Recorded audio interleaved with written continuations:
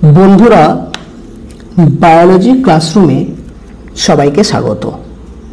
দেখো, আগের ভিডিওটিতে আমরা আলোচনা করেছি জিনের ক্রিয়া নিয়ন্ত্রণ নিয়ে, অর্থাৎ আমরা ইংরেজিতে বলছি রেগুলেশন অফ জিন অ্যাকশন নিয়ে।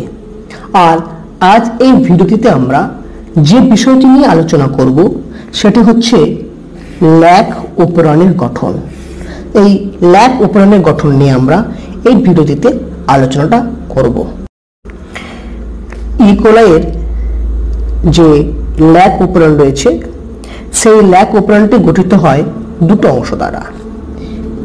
এই অংশটিকে বলা হচ্ছে সাংগঠনিক জিন বা স্ট্রাকচারাল জিন, আর এই অংশটিকে বলা হচ্ছে নিয়ন্ত্রণকারী জিন বা রেগুলেটরি জিন। অর্থাৎ এখানে যে তোমরা ছবিটা দেখতে পাচ্ছ সেটি হচ্ছে ইকোলাই ব্যাকটেরিয়ার একটি ল্যাক উপরণের গঠন।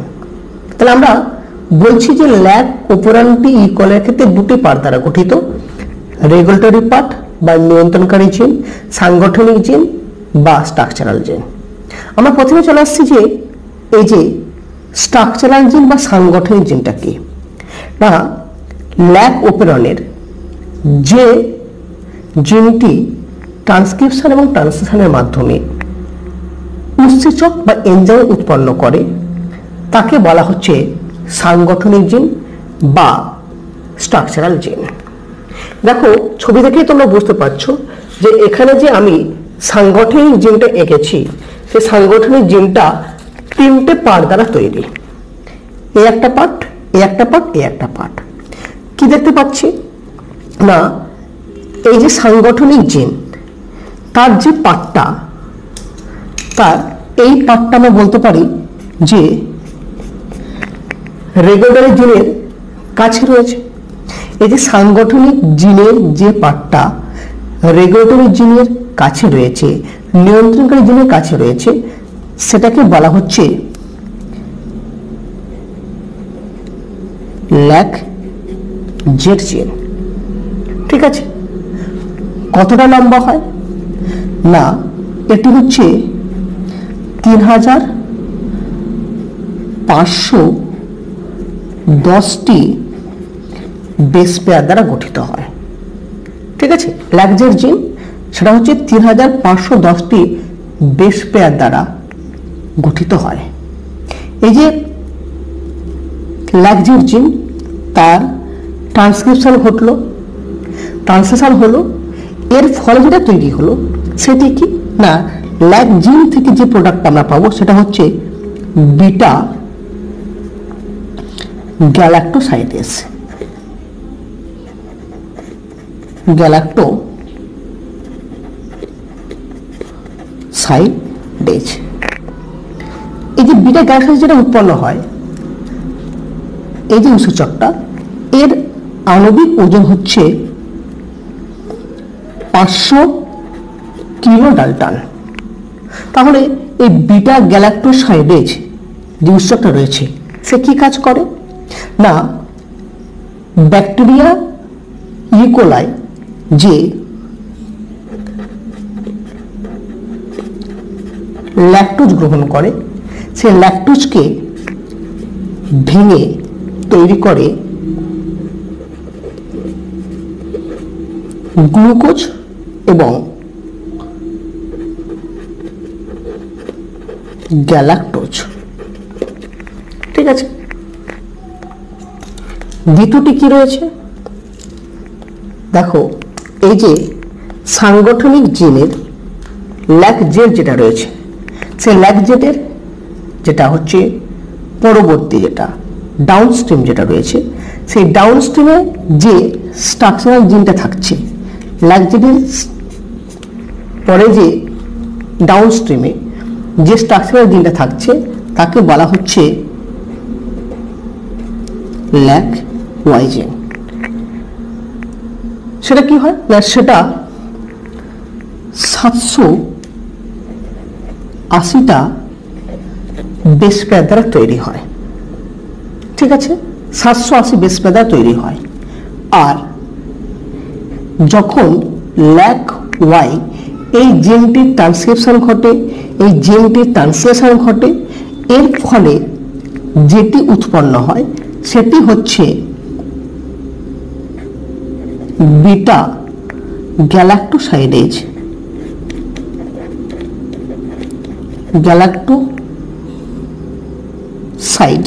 Beta গ্যালাক্টোসাইড পারমিয়েজ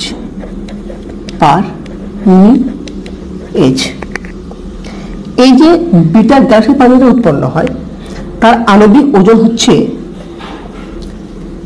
30 kilo Dalton. এর কি কাজ করে না, এর কাজটা হচ্ছে যে এই যে ব্যাকটেরিয়া এ কি করছে না, এই কালচার মিডিয়াম থেকে ল্যাকটোজকে ভিতরে গ্রহণ করবে। এই যে বিটা গ্যালাক্টোসাইড পারমিয়েজ কি করে না, এই ব্যাকটেরিয়ার কোষ প্রাচীরের সঙ্গে যুক্ত হয়ে ল্যাকটোজকে কালচার মিডিয়াম থেকে ব্যাকটেরিয়ার কোষের ভিতরে প্রবেশে সহায়তা করে। ঠিক আছে, পরে যেটা আমরা আসছি, দেখো এই যে ল্যাক ওয়াই যে জিন রয়েছে তার যদি আমরা ডাউনস্ট্রিমে চলে যাই তাহলে আরো একটি স্ট্রাকচারাল জিন থাকছে। এই যে স্ট্রাকচারাল জিনটি রয়েছে এটা কি, এটি হচ্ছে ল্যাক এ। ঠিক আছে, এটা কতটা লম্বা হবে না, এটি 825টি বেস পেয়ার দ্বারা গঠিত হয়। ঠিক আছে, এই ল্যাক এ এই জিনটির যদি ট্রান্সক্রিপশন এবং ট্রান্সলেশন ঘটে তাহলে আমরা দেখা পাবো যে প্রোডাক্টটি তৈরি হচ্ছে সেটা হচ্ছে বিটা গ্যালাক্টোসাইড ট্রান্স অ্যাসিটাইলেজ। নাম কি বলছি, বিটা গ্যালাক্টোসাইড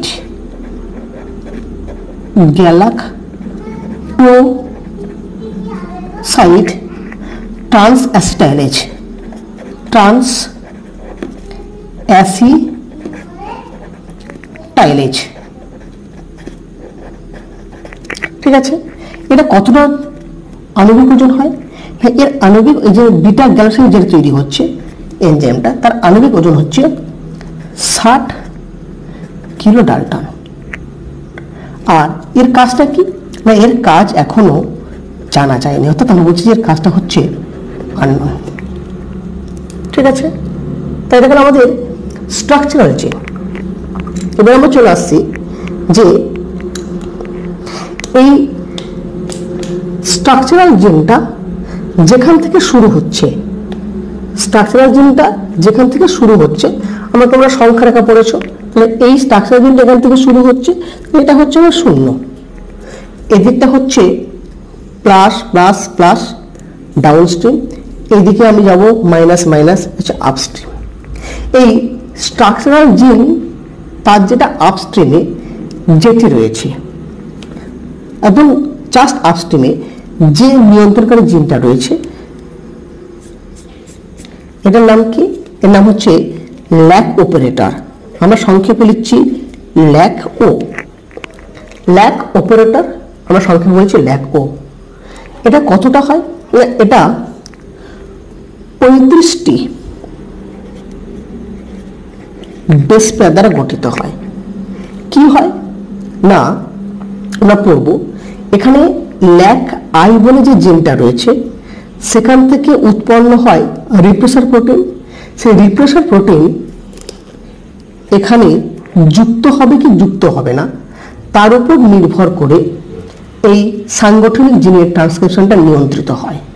ঠিক আছে, অর্থাৎ আমরা বলছি ল্যাক ওর কাজ হচ্ছে এখানে রিপ্রেসার প্রোটিনটাকে বাইন্ড করানো বা না বাইন্ড করা, তার উপর নির্ভর করে সাংগঠনিক জিনের যে ট্রান্সক্রিপশন আছে সেটাকে নিয়ন্ত্রণ করা। ঠিক আছে, এরপরে দেখো ল্যাক যে অপারেটরের ঠিক আপস্ট্রিমে কি রয়েছে, আপস্ট্রিমে রয়েছে আরো একটি রেগুলেটরি চেইন, তাকে আমরা কি বলছি ল্যাক প্রমোটারকে আমরা সংক্ষেপে বলছি ল্যাক পি। এই যে ল্যাক প্রমোটার বা ল্যাকপি, এটা গঠিত হচ্ছে 80টি বেস পেয়ার দ্বারা। কি হয় না, ট্রান্সক্রিপশন ঘটার জন্য প্রধান যে উৎসেচক তার নাম হচ্ছে আরএনএ পলিমারেজ। এই আরএনএ পলিমারেজটা ল্যাক প্রমোটারে এসে যুক্ত হয়, অর্থাৎ ল্যাক প্রমোটারের কাজ হচ্ছে আরএনএ পলিমারেজটাকে যুক্ত করা। এরপর দেখো, ল্যাক প্রমোটারের আপস্ট্রিমে আরো একটি রেগুলেটরি জিন থাকছে, যাকে আমরা বলছি ল্যাক ইনহিবিটর বা ল্যাক আই। এটা কি হয় না, এটি 1045টি বেস পেয়ার দ্বারা গঠিত হয়। এই ল্যাক যে আই রয়েছে তার যদি ট্রান্সক্রিপশন ঘটে তাহলে এখানে একটি প্রোটিন তৈরি হয়, যে প্রোটিনটাকে বলা হচ্ছে রিপ্রেসার প্রোটিন।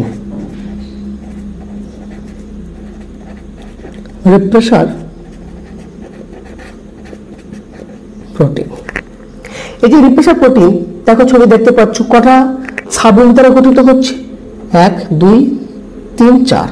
রিপ্রেসার প্রোটিনটা 4টি সাবইউনিট দ্বারা গঠিত হয় এবং এই রিপ্রেসার প্রোটিনটা কাজ করে একটি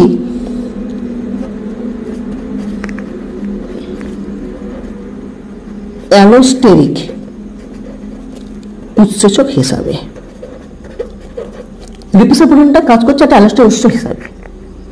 এর আণবিক ওজন কত হয় না, এর আণবিক ওজন হচ্ছে, যেটা হচ্ছে রিপ্রেসার প্রোটিন, তার আণবিক ওজন হচ্ছে 152 কিলো ডালটন হয়।